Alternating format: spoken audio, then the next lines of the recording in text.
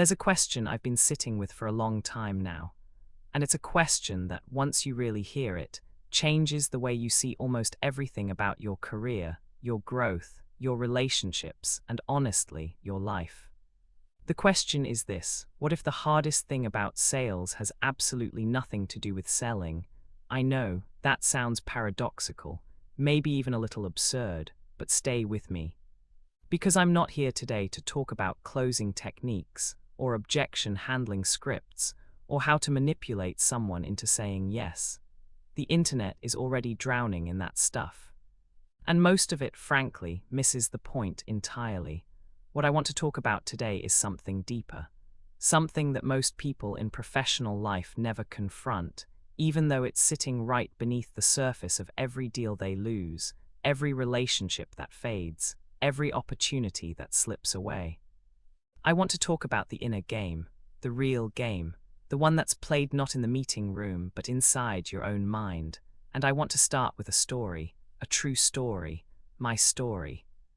Years ago, I was sitting in a coffee shop in a city I won't name, staring at my laptop, and I was paralyzed. Not physically, mentally, emotionally. I had just come off a string of rejections. Prospects who had seemed interested had gone cold. A deal I had been nurturing for weeks had collapsed at the last minute. And I was doing what most people do in that situation. I was replaying every failure over and over in my head. What did I say wrong? Where did I lose them? Why didn't they see the value? And then something happened that I didn't expect. A man sat down at the table next to me, older, maybe mid-60s. He had the calm, unhurried energy of someone who had nothing left to prove. We made small talk. He asked me what I did. I told him I was in sales and that it wasn't going well. He smiled, not a condescending smile, a knowing one. And he said something I will never forget. He said, "Young man, you're not failing at sales. You're failing at yourself. Sales is just the mirror showing you where you still need to grow." I didn't understand what he meant, not then. I nodded politely and went back to my spiral of self-doubt. But that sentence lodged itself somewhere deep in my brain, like a seed planted in soil that wasn't yet ready. It took me years of reading, of practicing, of falling down and getting back up, of studying everyone from ancient Talmudic wisdom to modern cognitive science, before I finally understood what that man was telling me. He was telling me that sales is not a profession. Sales is a practice, a discipline, an inner game that reveals, with brutal honesty, exactly who you are and exactly where you need to evolve. And today, I want to unpack that idea with you. Fully, deeply, because I believe it's one of the most important things any professional can understand, whether you carry a sales title or not. Let's start with the most common misconception about sales, and it's a big one. Most people think sales is about the mouth, about talking, about persuasion, about having the right words at the right time. They think the great salespeople are the ones who can talk anyone into anything, the smooth talkers, the charmers, the closers, and yes, on the surface, that's what it looks like. You watch someone close a big deal and it seems effortless. They said the right thing, they handled the objection, they got the signature, but here's what you didn't see. You didn't see the 1,000 hours of inner work that made that moment possible. You didn't see the discipline it took to show up every single day, even when there was no external validation. You didn't see the cognitive rewiring that happened when they learned to stop taking rejection personally. You didn't see the deep study of human psychology, of empathy, of listening, real listening, that allowed them to understand what the client actually needed, not just what the client said. You saw the tip of the iceberg. The 90% below the waterline, that's the inner game. Charlie Munger once said that the best way to get what you want is to deserve what you want. Think about that in the context of sales. Most people approach selling with the mindset of, how do I get this person to buy? But the truly great ones approach it with a completely different question. How do I become the kind of person that others naturally want to work with? That shift from getting to becoming is the entire game. and it's an inner shift. It happens inside you long before it ever shows up in your numbers. Now I want to go deeper into something that took me a very long time to learn, and it has to do with confidence. When I was struggling in those early days, everyone told me the same thing. You just need to be more confident. Believe in yourself, project certainty, own the room, and I tried. God, I tried. I would stand in front of the mirror and give myself pep talks. I would read motivational quotes. I would try to summon this feeling of confidence from somewhere inside me, as if it were a switch I could flip. It never worked, not sustainably, because here's the dirty secret about confidence that nobody tells you. Confidence is not a feeling you find. It's a byproduct of not caring about the outcome. Let me say that again, because it's that important. Confidence is not something you locate inside yourself. It's what naturally emerges when you release your attachment to the result and pour yourself completely into the present moment, into the work, into the conversation, into the creation. When you're sitting across from a potential client and you're terrified of losing the deal, you're not present. You're in the future, imagining failure. You're performing, and the client can feel it. They can feel that you need something from them. And that need creates resistance. But when you genuinely don't care whether they say yes or no, not because you're indifferent, but because your sense of self isn't riding on their answer, something magical happens. You relax, you listen better. You respond more authentically. You become genuinely curious about their situation. And paradoxically, that's exactly when they start trusting you. Mihaly Csikszentmihalyi wrote extensively about flow states, those moments of complete absorption where your best work happens effortlessly. What he found was fascinating. Flow doesn't come from waiting for inspiration. Flow comes from engagement, from diving into a task with full commitment, regardless of how you feel about it in the moment. That's the secret. You don't wait to feel confident before you act. You act fully and deliberately, and confidence follows. Action summons the feeling, not the other way around. This was a revolution in my thinking. I stopped trying to find confidence. I stopped trying to psych myself up. Instead, I developed a practice. Every morning I would sit down and review the previous day, not to judge myself, but to learn. What did I do well? Where did I grow? What can I adjust? And then I would commit to the tasks of the day, not because I felt ready, but because the commitment itself was the practice. And slowly, almost imperceptibly, something changed. I stopped being afraid of rejection. Not because I became numb to it, but because I realized that rejection had nothing to do with my worth as a person. It was just information, data, feedback from reality that I could use to get better. This brings me to something I think about constantly, and it comes from one of the most profound ideas I've ever encountered in the Talmudic tradition. There's a concept in the Talmud that essentially says, if you want to live a rich life, you must first create richness for others. Your prosperity is inseparable from the prosperity you generate for the people around you. Now, most people hear that and think it's just a nice moral sentiment. Be generous, be kind, help others. Sure, fine, but it's much more radical than that. It's actually a strategic truth about how value works in the real world. Think about it. Every transaction that has ever occurred in human history, every sale, every deal, every partnership, happened because both parties believed they would be better off after the exchange than before it. Value creation is the engine of all commerce. And the person who is most focused on creating value for others, genuinely and deeply, is the person who will ultimately capture the most value for themselves. This isn't altruism dressed up as business advice. This is the fundamental mechanics of how wealth works. Naval Ravikant puts it differently, but arrives at the same place. He says that wealth is created by giving society what it wants, but doesn't yet know how to get. You become wealthy by solving problems that matter at scale for real people. Now bring that back to sales. The worst salespeople are the ones who are trying to extract something from the client, They're trying to get the deal, get the commission, get the win, and everything about their energy communicates that extraction. The best salespeople. They're trying to give something to the client. They're trying to understand the client's world so deeply that they can offer something the client didn't even know they needed. They're not selling, they're serving. And the sale is just the natural consequence of that service. I learned this the hard way. For years, I approached sales as a performance. I was the actor, and the client was the audience, and my job was to deliver a convincing performance. But performance is exhausting, it's unsustainable, and it's fundamentally dishonest because you're not showing up as yourself. You're showing up as the version of yourself that you think the client wants to see.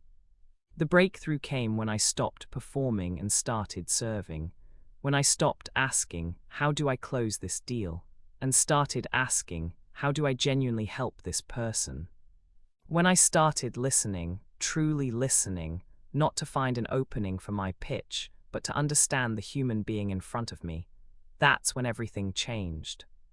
Now, I want to talk about something that doesn't get enough attention in the sales world, and it's a concept I've borrowed from Anders Ericsson's research on deliberate practice. Ericsson spent decades studying expertise. What makes the best performers in any field, musicians, athletes, chess players, surgeons, different from everyone else? And what he found was not what most people expect. It's not talent, it's not innate ability. It's not even experience, in the way most people define it. What separates the elite from the average is the quality of their practice. Most people practice by doing the same things they're already comfortable with. They repeat what they know. They stay in their comfort zone, and they call it experience. But Ericsson showed that this kind of practice leads to a plateau. You get to a certain level and you stay there. Forever. Deliberate practice is different. It's targeted. It's uncomfortable. It involves identifying specific weaknesses, designing exercises to address those weaknesses, getting feedback and adjusting. It's not about doing more. It's about doing better. Now apply this to sales. Most salespeople practice by simply doing more calls, sending more emails, having more meetings. They grind, and grinding has its place. But grinding without reflection, without analysis, without deliberate improvement is just running on a treadmill. You're moving, but you're not going anywhere. What would deliberate practice look like for a salesperson? It would look like this. After every significant interaction, you sit down and review, not just did they buy or not, but the deeper questions. What was the client's emotional state? What were they really concerned about beneath their stated objections? Where did I listen well? Where did I stop listening and start performing? What assumption did I make that turned out to be wrong? What would I do differently next time? This kind of review is uncomfortable. It forces you to confront your weaknesses honestly. It requires what the psychologists call metacognition, thinking about your own thinking. And most people avoid it because it doesn't feel good. It feels like picking at a wound. But this is exactly where growth happens. Not in the comfortable repetition, but in the uncomfortable examination. The inner game is won in the review, not in the performance. I built this practice into my daily routine years ago, and it became one of the most valuable habits I've ever developed. Every evening, I would spend 20 to 30 minutes reviewing the day, not just my sales interactions, but my thinking, my emotional reactions, my assumptions, my patterns, and what I discovered was startling. I discovered that most of my failures had the same root cause. It wasn't that I didn't know enough about the product. It wasn't that I didn't have the right words. It was that I was getting in my own way. My ego was interfering. My fear was distorting my perception. My impatience was cutting conversations short before the client had fully expressed what they needed. The problem was never the client. The problem was always me, and the solution was always inner work. This might be a good moment to talk about something that most sales training completely ignores, the role of discipline in creative work. Because make no mistake, great selling is creative work. Every client is different. Every situation is unique. Every conversation requires improvisation, adaptation, genuine creativity. You can't script your way through a real relationship. You have to be present, responsive, alive. But here's the paradox. Creativity doesn't come from freedom. Creativity comes from constraint, from structure, from discipline. Csikszentmihalyi's research on creative individuals across every domain, scientists, artists, entrepreneurs, writers, revealed a consistent pattern. The most creative people were not the ones who waited for inspiration to strike. They were the ones who showed up every day, sat down and did the work, rain or shine, inspired or not. They created the conditions for creativity through routine, through discipline, through showing up. This is the opposite of what our culture tells us about creativity. We are told that creative people are spontaneous, free-spirited, unstructured. And maybe some of them are in their personal lives, but in their work, they are monks, they are soldiers of discipline. They have rituals, routines, and non-negotiable commitments to their craft. The same is true for great salespeople. The ones who consistently perform at the highest level are not the ones with the most charisma or the best scripts. They're the ones with the most disciplined inner practice. They prepare meticulously. They follow up relentlessly. They study their clients with the focus of a researcher, and they review their own performance with the honesty of a scientist examining data. Discipline is not the enemy of creativity. Discipline is the container that makes creativity possible. And in sales, this is absolutely critical, because the temptation is always to wing it, to rely on charm, to trust your instincts. And sometimes your instincts are right, but instinct without discipline is just gambling. And you can't build a career or a life on gambling. Let me share another piece of the story, because I think it illustrates something important about how growth actually works. There was a period in my career when I was doing everything I thought I was supposed to do. I was reading the books. I was attending the seminars. I was networking. I was posting on social media. I was chasing every opportunity that came my way. I was busy, incredibly busy, and I was getting nowhere. I was scattered, fragmented, pulling in 10 directions at once. I thought that more activity meant more progress, but it didn't. It just meant more exhaustion, more frustration, more of that gnawing feeling that I was working hard but not moving forward. And then I came across an idea that stopped me in my tracks. I don't remember where I first encountered it, but it hit me like a thunderbolt. Many focuses equal no focus. That's it. That's the whole insight. If you're trying to do everything, you're effectively doing nothing, because real progress requires depth, not breadth. It requires sustained attention on a single point, not scattered energy across a dozen. The ancient texts have a beautiful way of saying this. When the mind is fixed on one point, nothing is impossible. But when the mind is scattered, even the simplest things become difficult. I realized I had been confusing activity with progress. I had been measuring my days by how busy I was, not by how much I had grown. And there's a world of difference between those two things, so I made a painful decision. I cut. Ruthlessly, I eliminated projects, commitments, and activities that were not directly aligned with my core purpose. I stopped trying to be everywhere and do everything. I focused, and almost immediately, the quality of my work improved. My conversations with clients became deeper, more meaningful. My thinking became clearer. My energy became more directed. I started making real progress, not just motion. This is one of the hardest lessons in professional life.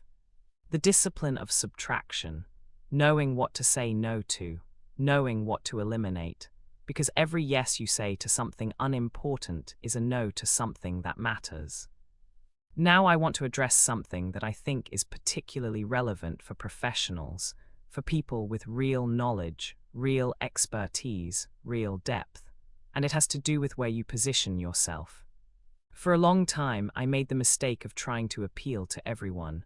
I thought that the wider my audience, the better my chances. I dumbed things down. I chased trends. I tried to be accessible to the broadest possible market. And you know what happened? I attracted the wrong people. People who didn't understand what I was offering. People who were looking for quick fixes and easy answers. People who saw me as a commodity, interchangeable with the next person offering something similar. I was playing in the wrong arena, and it was killing my soul. Here's what I've learned, and it's something that every professional needs to hear. You cannot market your way to the right audience if you're in the wrong market. If you have real expertise, real depth, real value to offer, you don't belong in the crowd. You belong in the room where people understand and appreciate what you bring. You belong at the table where your knowledge actually matters. And that table is almost never the mass market. The mass market rewards spectacle. It rewards emotion. It rewards volume. And if that's your game, fine. But if your game is depth, insight, and genuine transformation, you need to find the people who are hungry for that. And they exist. They're just not scrolling through viral TikToks looking for you. They're in the boardrooms, the professional communities, the places where serious work gets done. This is not elitism. This is alignment. You can't serve people well if they don't value what you offer. And you can't grow if you're constantly shrinking yourself to fit a market that doesn't appreciate your full capability. Find the right room. Then show up as your full self. That's the strategy. Let me go back to the inner game for a moment, because there's another dimension I haven't addressed yet, and it's perhaps the most important one of all: resilience. The Talmud has a fascinating perspective on adversity. It doesn't treat hardship as something to be avoided or even merely endured. It treats hardship as the primary mechanism of growth, the furnace that forges the metal, the pressure that creates the diamond. In sales, you will be rejected. A lot, you will lose deals you thought were certain. You will be ghosted by people you trusted. You will have months where nothing works and every strategy seems wrong. This is not a bug in the system. This is the system. And how you respond to that adversity, not how you respond externally, but how you respond internally, determines everything. Most people, when they face repeated rejection, do one of two things. They either quit, concluding that they're not cut out for this, or they harden. They build emotional walls. They become cynical, transactional, detached. They stop caring about the client as a person and start seeing them as a target. Both responses are understandable, and both are dead ends. The third option, the hard option, is to let the rejection make you softer, not harder. To let it deepen your empathy instead of destroying it. To let it teach you about yourself, your triggers, your insecurities, your blind spots, without letting it define you. This is what I mean by the inner game. It's the ability to face adversity without losing yourself. To be knocked down and get back up, not with bravado, but with genuine curiosity. What can I learn from this? How can I grow from this? What is this experience trying to teach me? Li Zhengyi, the former head of IBM Taiwan, wrote about this beautifully. He described sales as a discipline, not a set of techniques, but a continuous process of self-refinement. The best salespeople, he argued, are the ones who treat every interaction as an opportunity for growth. Not growth in revenue, but growth in character, growth in understanding, growth in their capacity to serve. That word discipline keeps coming up, and it's not an accident, because discipline is the bridge between who you are today and who you need to become. It's the daily practice of showing up, doing the work, reviewing the results, and adjusting. Not when you feel like it, every day, regardless of how you feel. Discipline is what remains when motivation fades, and motivation always fades. There's one more thing I want to talk about, and it might be the most counterintuitive idea of all. It's about knowledge and wealth. We live in a culture that worships knowledge. We celebrate learning. We admire people with degrees, credentials, expertise. And knowledge is valuable, don't misunderstand me. I'm a devoted student of ideas. I read voraciously. I study constantly. I believe that learning is one of the highest human activities. But here's the uncomfortable truth. Knowledge that doesn't produce results is not really knowledge. It's information, it's theory, it's intellectual entertainment. And there's a crucial difference. Real knowledge changes your behavior. Real knowledge changes your results. Real knowledge shows up in your life, in your relationships, in your bank account. Not because money is the measure of all things, but because money is one very honest indicator of whether your knowledge is actually creating value for other people. If you know a lot but can't sell, can't communicate, can't translate your expertise into something that serves others, then what do you really know? You know how to accumulate information, but you don't know how to create value, and value creation is the game. This is why I believe sales, broadly understood, is the most important skill any professional can develop. Not because everyone should become a salesperson, but because the ability to communicate your value, to serve others through your expertise, to build relationships that lead to mutual prosperity, that's the difference between knowledge that sits in your head and knowledge that changes the world. Naval Ravikant talks about specific knowledge, the kind of knowledge that can't be taught in a classroom, that comes from your unique combination of experience, insight, and passion. Everyone has specific knowledge. The question is whether you can deploy it, whether you can bring it to the people who need it, whether you can sell it, not in the crass, manipulative sense, but in the deepest sense. To offer what you have to someone who needs it in a way they can receive it. That's sales. That's the whole thing. It's not about the mouth. It's about the mind, the heart, the discipline, the willingness to grow, the courage to show up as yourself, the humility to keep learning, the generosity to put the other person's needs ahead of your own. I want to circle back to that man in the coffee shop, the one who told me I was failing at myself, not at sales. He was right, and it took me years to fully appreciate how right he was. Every failure I had experienced was a reflection of something inside me that needed to change. My fear of rejection was a reflection of my attachment to outcomes. My inability to listen was a reflection of my preoccupation with my own performance. My scattered focus was a reflection of my unwillingness to make hard choices about what really mattered. Sales didn't create these problems. Sales revealed them. It held up a mirror and said, "Here, look, this is who you are right now. Is this who you want to be?" And the beautiful thing, the truly beautiful thing, is that sales also gave me the path to change, because every day I got to try again. Every conversation was a new opportunity to practice presence, empathy, discipline, and service. Every rejection was a new chance to practice resilience.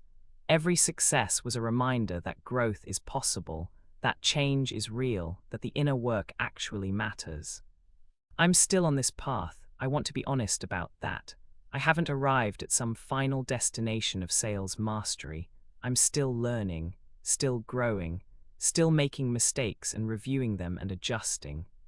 Still sitting down every day to do the work, not because I feel inspired, but because the practice itself is the point.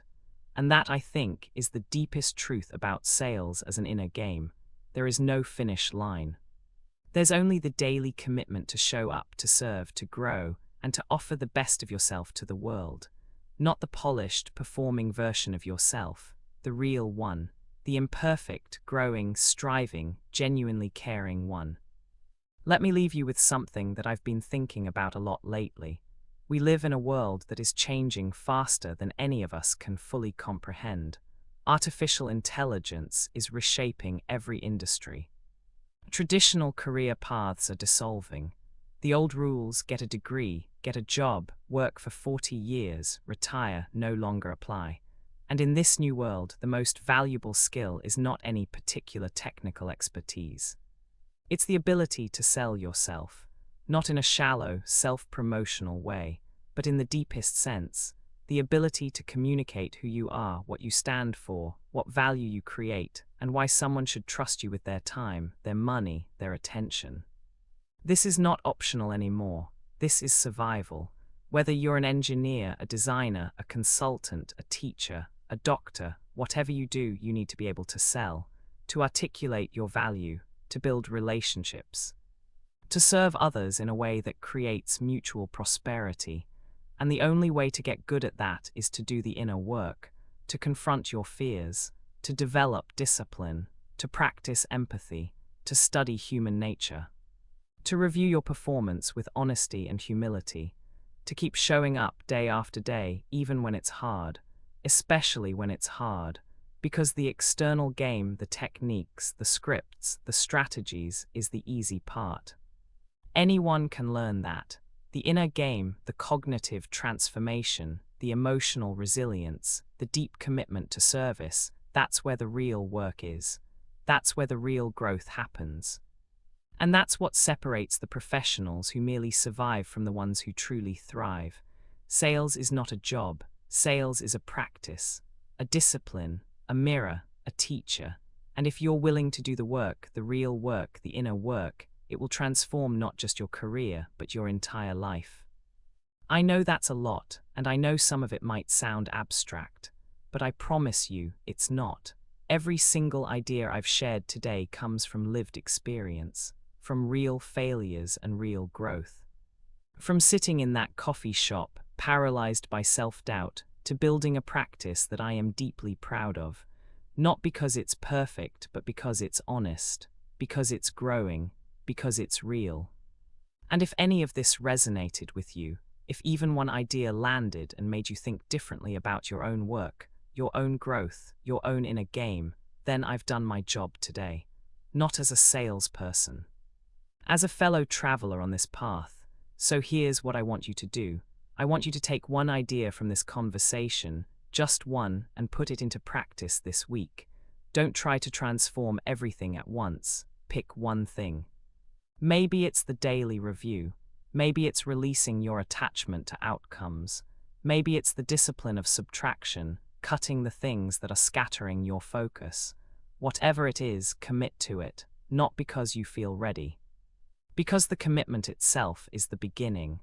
And if you want to go deeper, if you want to explore these ideas further, if you want a framework for doing this inner work consistently and deliberately, I've been building tools for exactly that. AI-powered tools that help you review, reflect, and grow, not as a replacement for the human work, but as a partner in it. Because in this age, we need every advantage we can get, and the biggest advantage of all is self-awareness. You know, I started this by telling you about a man in a coffee shop who changed my life with a single sentence. And I want to end with something equally simple. The reason sales is the ultimate inner game is not because it's hard. Lots of things are hard. It's because sales is the one activity that demands everything from you: your mind, your heart, your discipline, your empathy, your courage, your humility, and then immediately shows you whether you've grown or not. There's no hiding in sales. There's no faking it, not in the long run. The results are honest. The mirror is clear, and that's a gift. A brutal, uncomfortable, invaluable gift, so embrace it, not the hustle, not the grind, not the performance. Embrace the inner game, the practice, the discipline, the daily commitment to becoming someone worth doing business with, someone worth trusting, someone worth knowing. That's the game, and it never ends, and that's exactly what makes it beautiful. Thank you for spending this time with me. I mean that. Your attention is the most valuable thing you have, and you chose to spend it here. I don't take that lightly. If this conversation meant something to you, I'd love to hear about it. Share your thoughts, share your story. And if you'd like to continue exploring ideas like these, come find me. I'll be here doing the work just like you. Until next time, keep growing, keep showing up, keep playing the inner game.